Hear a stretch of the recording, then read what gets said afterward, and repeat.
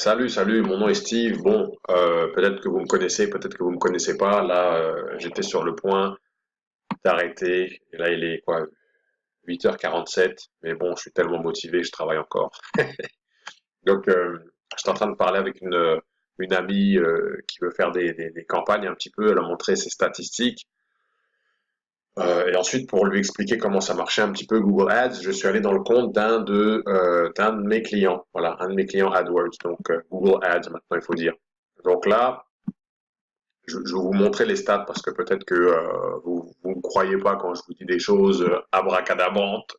Mais là, on va regarder ça. Donc, si on regarde rapidement, on voit que pour les 30 derniers jours, et puis c'est même pas 30 jours puisqu'on n'a pas fait de campagne depuis le 1er janvier, donc on s'est arrêté le 31 décembre. Donc, on voit qu'à peu près pour les 3 dernières semaines, on parle, voilà. Alors, de choses très importantes. Quand vous faites du Google Ads, il faut vraiment mais pas maîtriser, mais il faut surveiller moi j'appelle ça des indicateurs de performance clés ou KPI en anglais, Key Performance Indicators. Ça permet de savoir, de mesurer le retour sur investissement ou en tout cas l'efficacité, la performance, de mesurer la performance de chaque paramètre. Dans Google Ads, il y a énormément de paramètres. Il y a les paramètres démographiques, les mots-clés, les différents types d'annonces qui ont été écrites, les groupes d'annonces. Franchement, il y a au moins facilement 50-60 paramètres qui peuvent avoir, qui ont des performances à mesurer, voilà, et à optimiser. Donc là, rapidement, ce que vous voyez là, c'est que pour les 3 dernières semaines, ce client-là, on a dépensé 500 $, donc c'est à peu près 20 $ par jour, quelque chose comme ça, quelque chose de très bas. Voilà, en moyenne. On parle de 183 clics. Le taux de clic est de 2,64. On va essayer de l'améliorer. Ça s'est déjà un peu amélioré avec deux, trois choses que j'ai testées. Et là, si on regarde les conversions, ça c'est très important, les conversions. Les conversions, c'est, pour ceux qui ne savent pas, vous avez un nombre de personnes qui arrivent sur une page. Voilà. Sur la page, vous avez un objectif. Donc, vous voulez soit que la personne vous contacte, soit qu'elle remplisse un formulaire, ou les deux, c'est pareil, ou vous voulez qu'elle achète. En tout cas, cette action-là, lorsque la personne passe de l'étape 1 à l'étape 2, donc étape 1, elle n'a pas encore fait l'action, étape 2, elle l'a fait, ça s'appelle une conversion. Voilà, le taux de conversion, c'est le nombre de gens qui... Euh, le nombre de conversions, c'est le nombre de gens qui font l'action désirée. Le taux de conversion, c'est que si vous prenez 100 visites, sur 100 visites, s'il y a 3%, donc 3 sur 100 qui font l'action, vous avez un taux de conversion de 3%. Donc ça, c'est crucial. Voilà. Si vous faites une campagne Google Ads et que vous ne mesurez pas le taux de conversion, vous perdez votre temps, votre argent, vous perdez mon temps, vous perdez tout. Voilà, ça sert à rien. Euh, il faut avoir cette statistique-là. Si il y a une chose que vous vous rappelez de cette vidéo, il faut que j'installe le code de conversion sur mes pages. Il faut que je mesure quand les gens appellent, parce que ça, on peut le gérer. Voilà. Donc, maintenant que ça a été dit, je vais vous montrer quelques stats rapides. Donc, 45 conversions. Si on regarde le coût par conversion, on s'aperçoit que le coût par conversion est de 11 $. Ça veut dire que à chaque 11 $ qu'on dépense, voilà, parce qu'on a un budget, tous les 11 $, on a une personne qui fait l'action qu'on veut. Donc ça, c'est génial parce que si vous vendez un produit, admettons que dans ce cas-ci, notre ami vend un produit à 500 $. Voilà, 500. Donc 500 $, ben, on va faire le calcul avec la calculatrice. Donc s'il dépense 500 $ de budget, ah, si il paye, voilà, s'il a, donc il dépense 11 $ par conversion, ça veut dire que il va avoir 45 personnes. Donc avec 500 $, il a eu 45 personnes. Et en plus, là, j'avais pas encore mis le taux le mécanisme de conversion, je l'avais pas encore attribué au numéro de téléphone. Donc il y a des gens qui nous ont appelés qui ne font pas partie des conversions. Donc je pense qu'il a dû avoir à peu près 50 et quelques conversions, peut-être plus, mais on va garder 45. Donc, s'il a 45 conversions, donc là, chaque conversion l'a coûté 11 $. Donc c'est pas cher, voilà, parce que chaque conversion est une opportunité. Dans notre cas ici, c'est des clients potentiels. Chaque conversion est une opportunité de vente. Donc, combien vous seriez prêt à payer pour avoir quelqu'un devant vous et lui essayer qui est intéressé par votre service et essayer de lui vendre quelque chose. Voilà. Donc, si vous êtes un avocat, admettons, 11 dollars pour avoir un cas potentiel, c'est gratuit, c'est quasiment gratuit. Voilà. Donc, en gros, un bon vendeur est capable de vendre grosso modo, hein, il va vendre à peu près 2 sur 10. Ça veut dire que si vous avez 45 conversions, on va faire vite fait, fois 20%, ça fait qu'avec 45 conversions, il va avoir 9 ventes. Ok? Donc on est d'accord, 45, 20% de 45, c'est 9. Voilà, je le refais encore. 45, hop, tu vois le petit 45 ou tu vois rien? Voilà, 45 multiplié par 20%. Voilà, si tu vois pas. Voilà, tu dois voir. Ça fait égal, hop, 9. Voilà, donc ça fait 9 clients. Donc 9 clients. Si mon client ici vendait un produit à 500 dollars, donc on va faire 9 fois 500. Voilà. 9 fois 500. Ah, j'ai pas appuyé sur égal. Voilà, égal. Ah, ah, tu le vois là, 4500. Ça veut dire que s'il vend un produit à 500, voilà, il vend plus que, ça vaut plus que 500 ce qu'il vend. Mais s'il vendait un produit à 500, eh ben, ça veut dire qu'il fait 4500 dollars. Voilà. Donc il a dépensé 500 et il a fait 4500. C'est pire que Bitcoin, là. Il y a de l'argent qui pleut, là. Oh là là, qu'est-ce qui se passe? Donc, voilà. Alors, je vais pas vous montrer tout le compte parce qu'il y a ma recette. Je vais pas vous montrer tout ce que j'ai fait, tous les tweakings, les petits mots-clés, les petites optimisations. Je suis pas fou non plus. Mais, en plus, là, ce que vous voyez pas, c'est qu'il y a deux campagnes qui tournent. Voilà. Donc, il y a deux campagnes et il y en a une qui marche mieux que l'autre. Voilà. Donc, celle qui ne marche pas très bien, entre guillemets, vous voyez les stats, là, dans le tableau. Oh, oh, mon Dieu, excusez-moi. Hop, voilà, désolé. Donc, si vous regardez celle qui marche pas très bien, là, on avait dépensé 200 dollars, 73 clics, on a eu combien de conversions là-dessus? Voilà, on a eu 7 conversions. Donc, la conversion, le client potentiel nous coûte 30 dollars, 29,25. C'est sans compter les appels, donc peut-être qu'il a eu 2-3 appels en plus.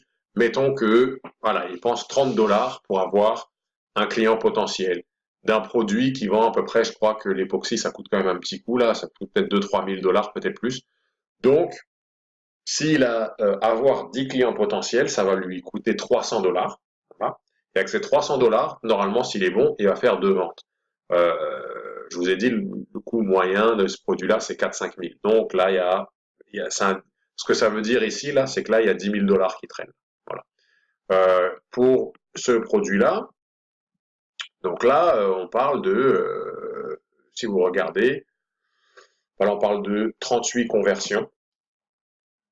Voilà, donc 38 conversions en 3 semaines. 38 conversions en 3 semaines. Ça veut dire que si c'était sur un mois, il aurait plus qu'une. En gros, là, il a à peu près 2 conversions par jour. Voilà. Tous les jours, il y a à peu près 2 personnes qui sont venues nous demander. Voilà. Si vous regardez le taux de conversion, ça c'est ça là.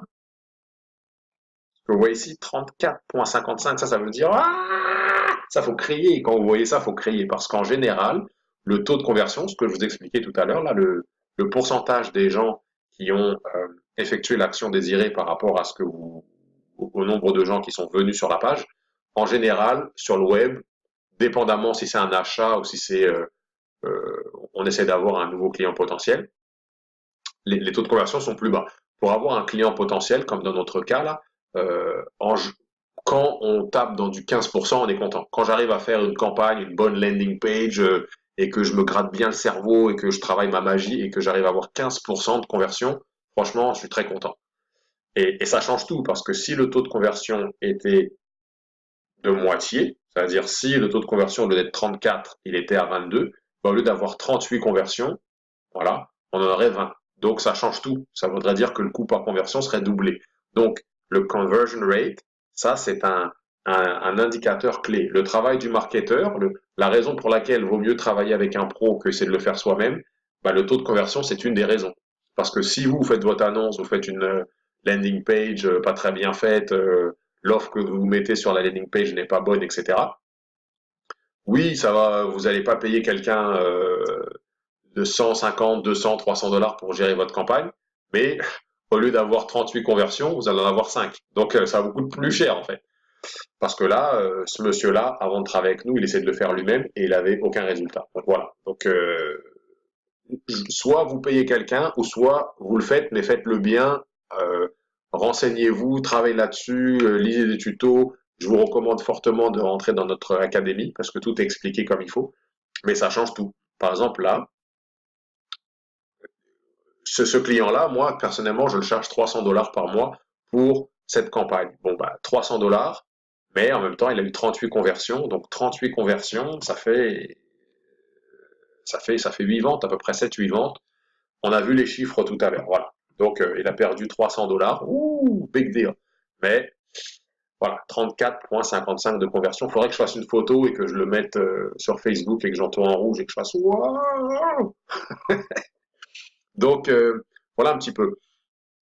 Donc là, je vous montrais ça pour que vous ayez un petit peu une preuve de ce qu'on fait, mais aussi je vous montrais ça pour vous dire c'est très important je repars dans le tableau de bord, c'est très important d'identifier des indicateurs de performance clés. Voilà, nombre de clics, ça c'est bien. Le coût par clic, ça y est dans Google aussi, Google va vous le dire automatiquement. C'est ça là, le average cost per click. Donc chaque clic, ça nous coûte à peu près ça. Voilà, il y a plusieurs statistiques ici, mais le plus important, le plus important, hein. Le plus important, c'est la conversion pour moi. C'est combien ça nous coûte d'avoir une conversion, etc. Voilà, combien ça nous coûte, combien ça peut nous rapporter, et ce calcul-là est très important. On va voir si j'ai encore un petit peu de temps là de jeu. J'ai encore un petit peu de jeu, donc je vais vous faire un deuxième petit bonus. Je vais vous montrer quelque chose.